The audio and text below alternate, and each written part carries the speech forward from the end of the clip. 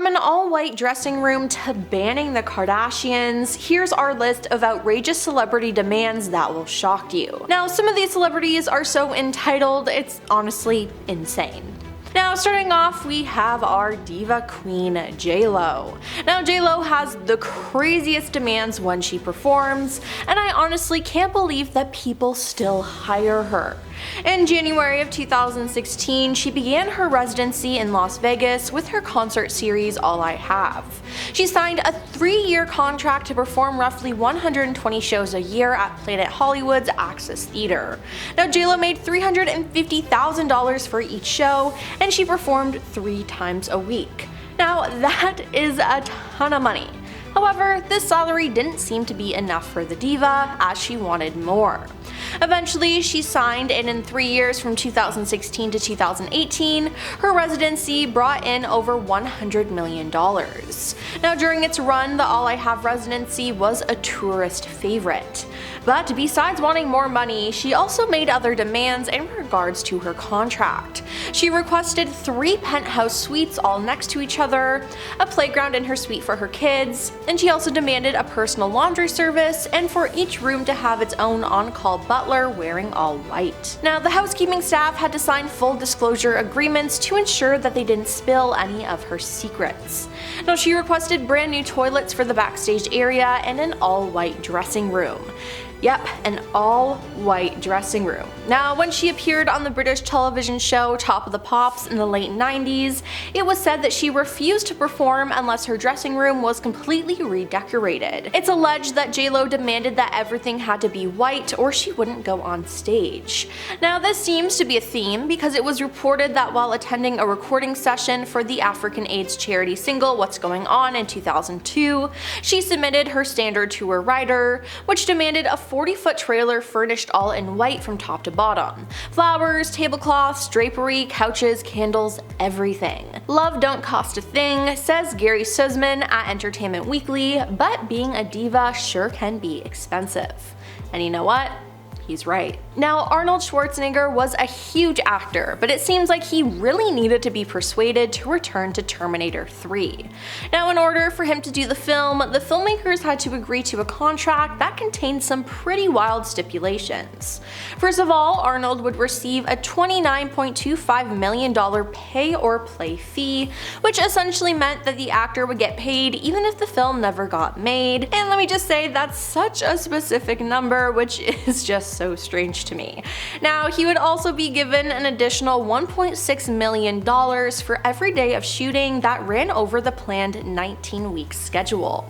Added to the contract was his perk package, which included certain flamboyant conditions such as $1.5 million for private jets, a special trailer which was just a gym, 24/7 limousines, personal bodyguards, and a 3-bedroom suite on location. Now, they agreed, and in the end, the film made $43.4 million, so I guess complying with the demands was actually a good thing. While Ben Affleck was filming the film Gone Girl, he got into an argument with director David Fincher over a hat. Yes, you heard that right, a hat. Now, Ben is into his sports big time and he loves the Red Sox. Now, due to this, he got into a dispute with the director of Gone Girl, which paused production. When David Fincher asked him to wear a Yankees cap while evading recognition in a scene, it was simply something Ben couldn't do. Ben spoke about this saying, "I said, David, I love you, I'd do anything for you, but I will not wear a Yankees hat. I can't wear it because it's going to become a thing, David. I will never hear the end of it, I can't do it, and I couldn't put it on my head," Ben said. Now, you'd think this would be a pretty easy thing to resolve, but apparently not. The two butted heads for 4 whole days before they could reach a compromise, when they finally agreed that a Mets cap would suffice.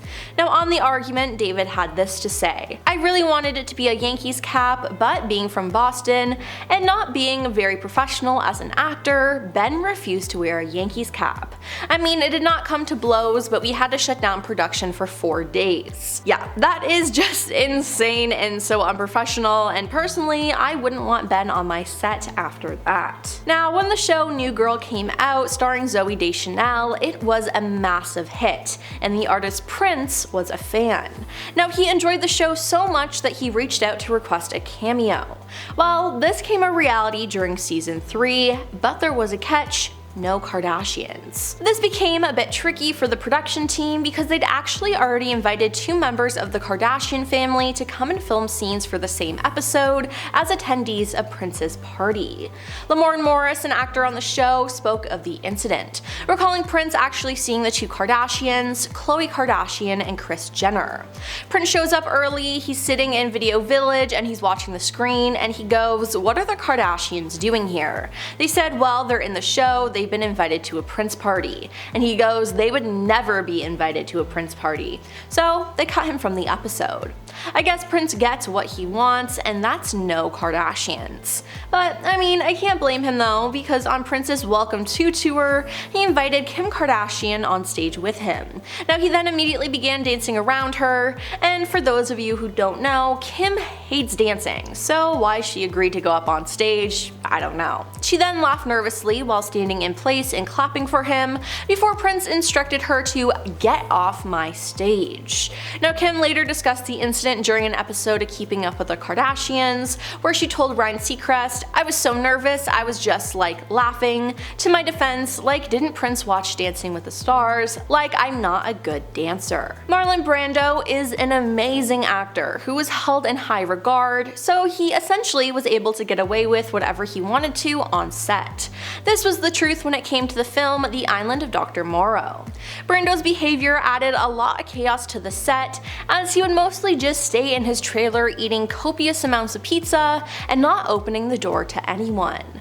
While he did come out and shoot some scenes, he insisted doing things his way, which included him wearing all white face paint, wearing a dress, and having an ice bucket strapped to the top of his head. He also got very attached to actor Nelson De La Rosa, who was one of the shortest men of the last 2 centuries, measuring under 28 inches tall.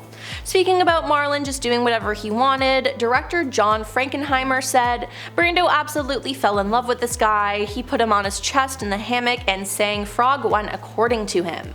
There was 90 minutes of that. This is all I can persuade Brando to do." Yeah, no, it's absolutely crazy that they let him get away with that. Now, during Madonna's MDNA tour, she had a lot of demands that were honestly just insane. She requested 20 phone lines in her dressing room so she could keep in touch with her loved ones no matter what. She was traveling with a 200-strong entourage, including 30 bodyguards, personal chefs, a yoga instructor, and an acupuncturist on the sold-out dates. She also had a portable dry cleaner and had asked for her space to be decorated with lilies and roses, with their stems trimmed to exactly 6 inches, plus the area must be draped in a special fabric. Now, her team had also removed the furniture from rooms and filled them with the singer's own property to give it a homely feel.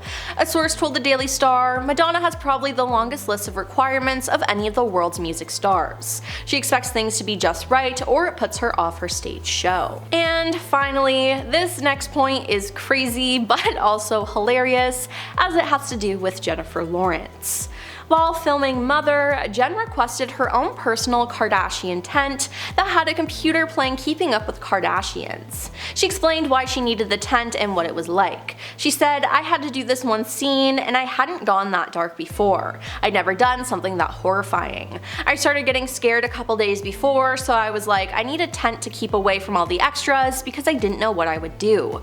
It was just a computer that was playing the Kardashians and had headshots, and it also had notes to me from them that I had written." I mean, hey, whatever helps you. And Jen actually ended up becoming friends with the Kardashians afterwards, which is pretty cool. Well, that's all for our list of outrageous celebrity demands that will shock you. Now, which one do you think was the craziest? Let us know in the comments down below, and don't forget to like and subscribe to our channel. I'm your host Emily, and we'll see you next time.